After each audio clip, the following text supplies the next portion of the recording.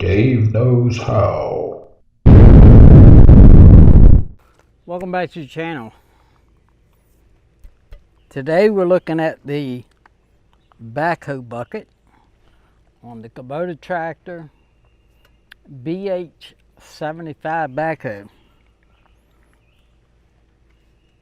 And I've been thinking about building me a new bucket for this thing. And kind of putting it off.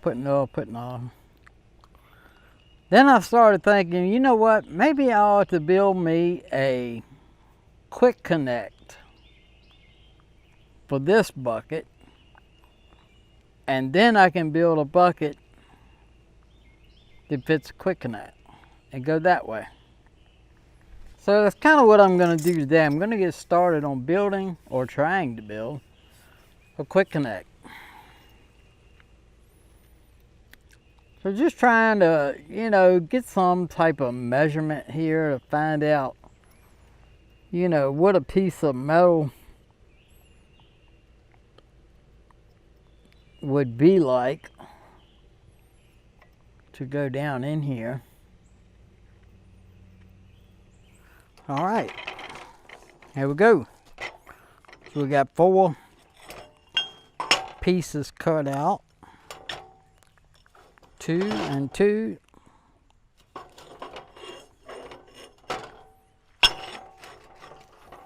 And they're roughly 10 inches long or so. And we may go ahead and mount these to the milling machine. Mill them off square, mill a straight edge down one side so we can indicate off of that one side, lay out our holes and cut them, and get the show on the road, man. All right, so let's update where we're at. We showed that we cut 4 pieces. 2 of them we've cut round holes in. And we basically just kept these measurements as simple as possible. Okay, so we started at this end. We went over 1.5 inches. We started at this edge. We went up 1.5 inches. We bored a hole, and then we went over the measurement that we measured in between here, from this side to this side, plus the thickness of one of these. And I measured this, and it was just under 1 inch. And when I measured the hole, it measures 1 inch. So we went with 1 inch. We took this measurement in here, added 1 inch to it. That puts us on the center line there. These 2 with the holes are gonna mount on the boom. Then we made these 2 with 2 more holes, and then we cut a slit. So at this point, this will slide down in there, and we'll have 2 of them.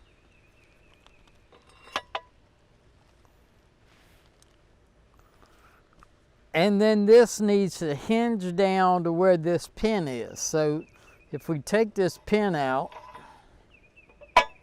we can see that it doesn't quite hinge down in there far enough. We've got this piece of round tube right here, and that's keeping it from going down, so it needs to go down. So we need to cut this radius on this piece of metal. I measured this piece of pipe that they're using across the top of this bucket, and it measures about 2¼ inches. So I think what we're going to do is we're going to try to find a 2 1/4 inch metal cutting hole saw, and we're going to mark on this piece of metal where that half moon hole needs to be, and then we're just going to clamp it down in there, either on the drill press or the milling machine, and we're just going to cut that half moon in there.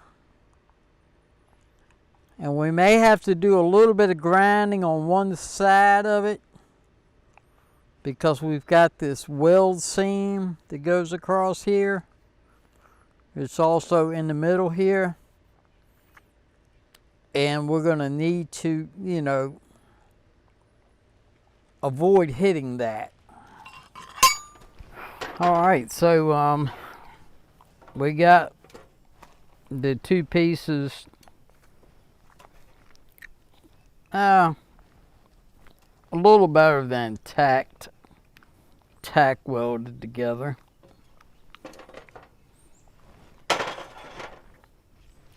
This one we got the piece tacked on to hold the pin in place. We haven't done this one yet. Anyway, I guess at this point we kind of need to go back with the welding machine and beef up these welds.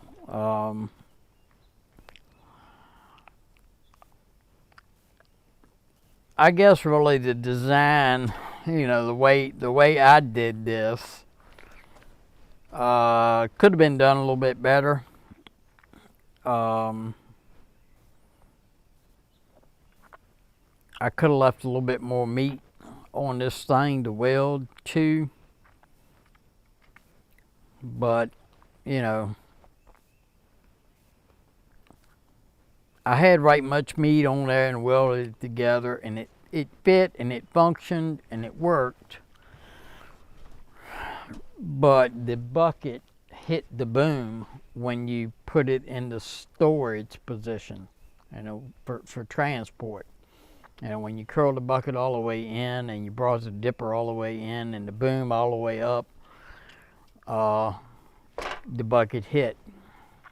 And, you know, I didn't like that because the bucket was going to be resting against there, and the entire time you're driving down the road or driving across the land with it, it would be vibrating against there, and I didn't want that. So, these plates being a full 4 inches, even though they overlapped by about an inch, it still was not shrunk down enough. Then when I cut it loose and cut some off, I cut too much off. So I should have did a little bit better job of it, but you know, hey, it is what it is. I'm just gonna reinforce this thing with some more weld. Throw some more of that hot 60-10 stick rod up in here. It'll really fuse this thing together, and then I'll probably come back across it with some 70-18 as a top pass, and then just let it go, you know, let it go with that. On this side, I'm limited as to how much weld I can put in here because, you know, the bucket interferes and everything else. I mean, this thing actually shuts down on the bucket right here, and I don't have a lot of space there. Very limited on space. So I'm not sure that I can get any more weld in here. I'd like to, but I'm just not sure it's, you know, feasible to to get any more weld in there. Just gonna kind of have to let it go with what it is. Anyway, you know, it's whatever. You know, if it works, it works. If it holds up, it holds up. If it don't hold up, it don't hold up. If it don't hold up, then it'll be a good reason to buy one already made from BXPANDED, and shouldn't have made one on my own. But you know, nothing ventured, nothing gained. So what the heck? I've gone this far. I'm gonna go ahead and finish it like it is, rather than start all over again. And if it fails, I'll either fix it, I'll start over again and make another one, knowing a little bit more than what I know now, or I'll just order one from BXPANDED and see how it holds up. You know, who knows? Anyhow, that's where I'm at this point. I just kind of wanted to show that. And right now I'm just going to go back with the welding machine and throw some 6010 up in this thing. And then mount it back on there and make sure my alignment, all my alignment is good on these holes. I did have a little bit of alignment problem with the pin that slides into the bucket down on this end. I don't know, it's got some interference. It's a snug fit, it's not a loose fit. I mean, that's good, it's bad. You know, snug fit, it's more difficult to pull out, but snug fit is less chance of the hole wallowing out from vibration, okay? Closer tolerances, it can't move around vibrating from the running of the engine and digging with the thing. A looser fit, the pin would slide in easier and out easier, but it's going to vibrate as the motor vibrates. It's going to vibrate and get beat up as you're digging with it.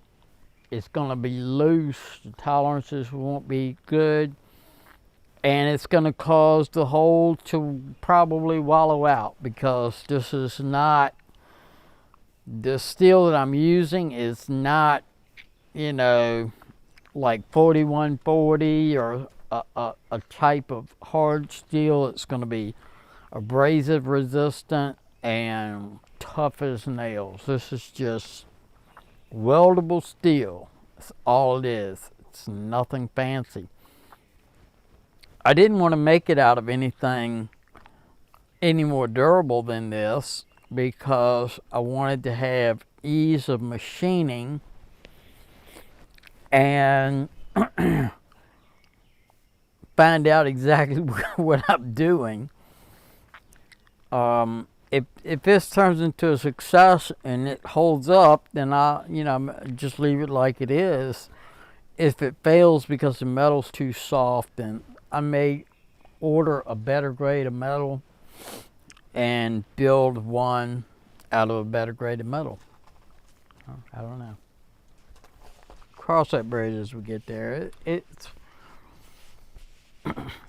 you know, I started doing this as a fun project, and it's turned into a somewhat of a nightmare.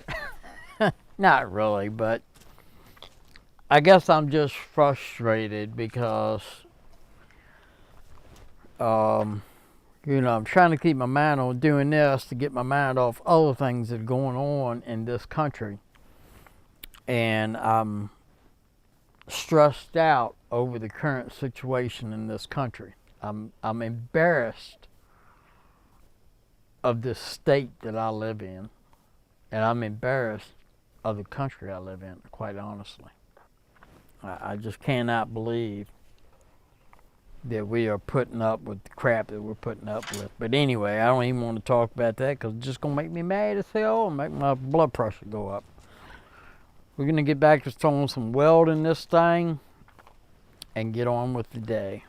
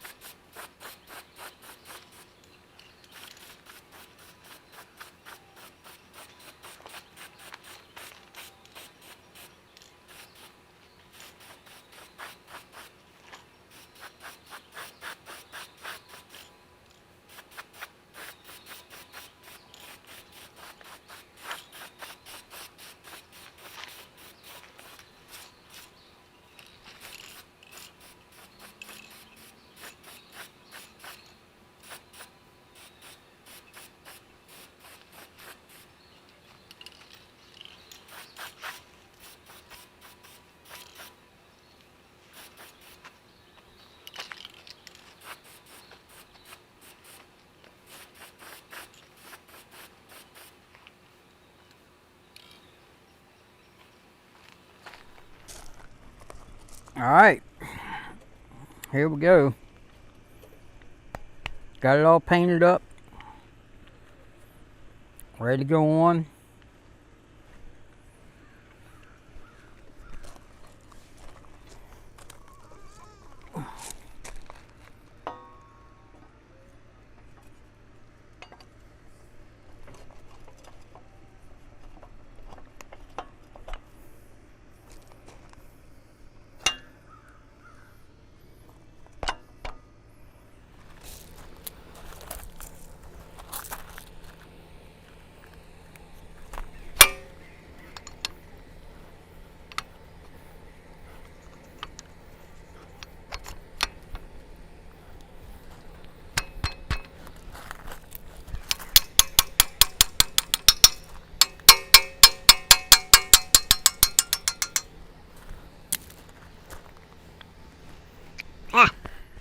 Anyhow, let's try it out.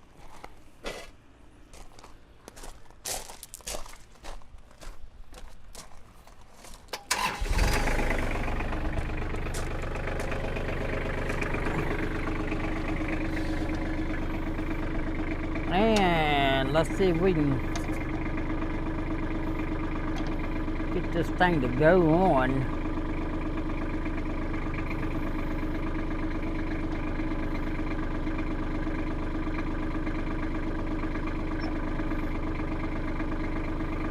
Right from the tractor seat.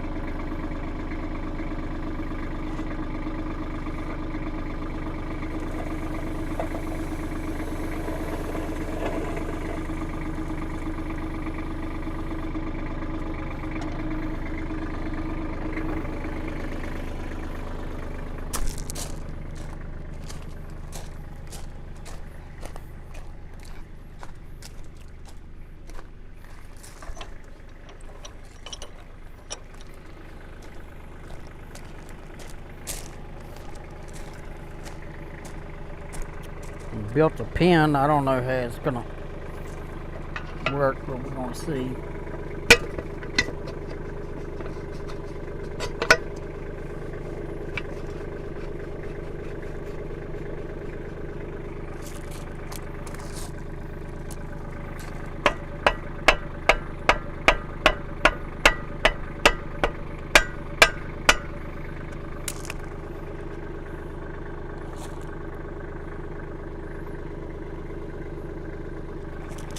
Yeah, I think that looks good.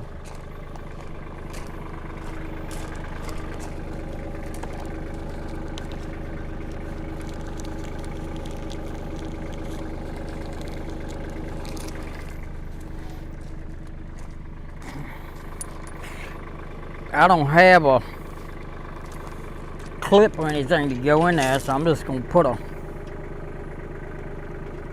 nut and a bolt on it for now, till I can get the clip to go on it.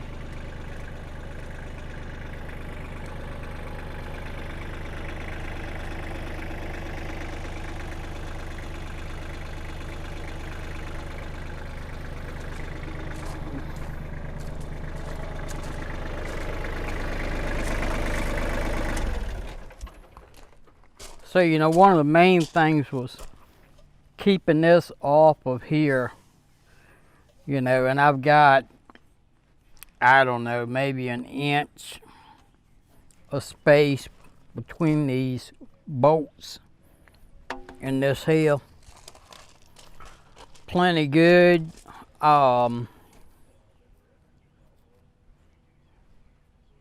Yeah.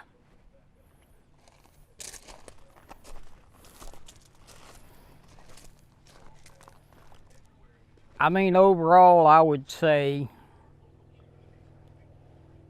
you know, this quick hitch, it was a success, okay?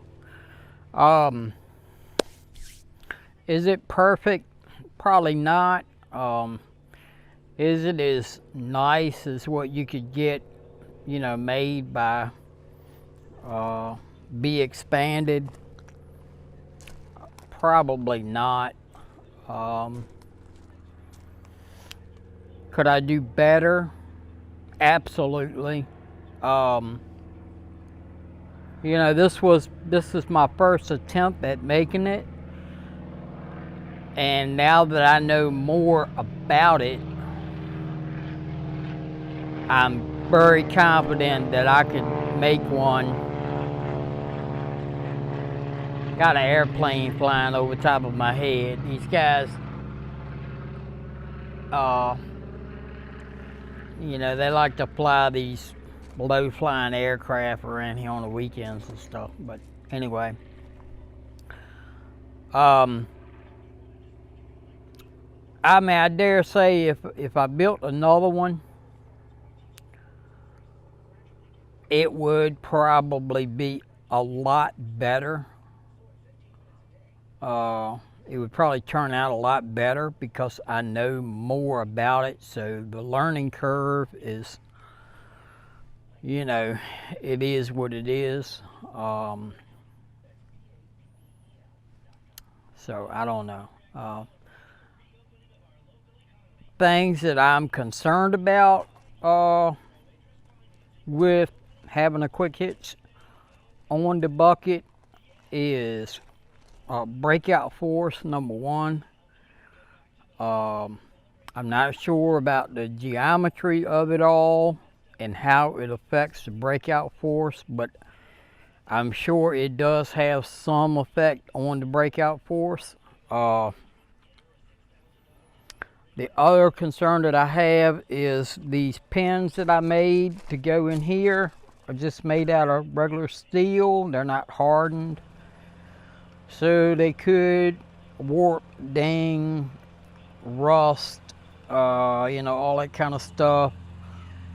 So I'm gonna have to put, you know, a coat of grease on these pins, or maybe do some electroplating. And I've been thinking about doing a video showing how to do electroplating at home. That may be something that I may do. I don't know. I ain't made up my mind yet. I'm just thinking about electroplating that here at the house, and just got to get all the stuff together to do it. And we may do a video showing, you know, how to electroplate at home. So, you know, those are the things that basically concern me about, you know, building this on my own, or even, well, the one from BXPANDED, I'm sure theirs, the pins are electroplated, and they're probably hardened pins too, 4140 or 4130 or whatever, you know, something harder than just regular steel. But I don't know, you know, I don't know that. I mean, I could be completely wrong. It could be just made out of regular old steel for all I know. Anyhow, I mean, all I can be is happy with it. I made it myself. Probably the worst part about it was getting the holes bored in there. That took some time. And, you know, it is what it is, I guess. But all in all, I'm pretty happy with the way it turned out. I haven't really dug anything with it, so I guess I'm going to find out here. Maybe, I don't know. I may go dig with it, I don't know. just to see if it's gonna break, you know, see if the welds are gonna hold, if it's gonna snap off, or what it's gonna do, you know. I don't know. I think it'll hold up just fine. Those 6010 welding rods ain't no joke, you know. They'll burn some steel down in there, so you know, it shouldn't be no failures from the welds. Of course, you know, the steel I'm made out of, that could fail, I guess. Anyhow, I guess that's about it for this video. We'll try to get on with something else. Don't forget to rate, comment, and subscribe. Thanks for watching.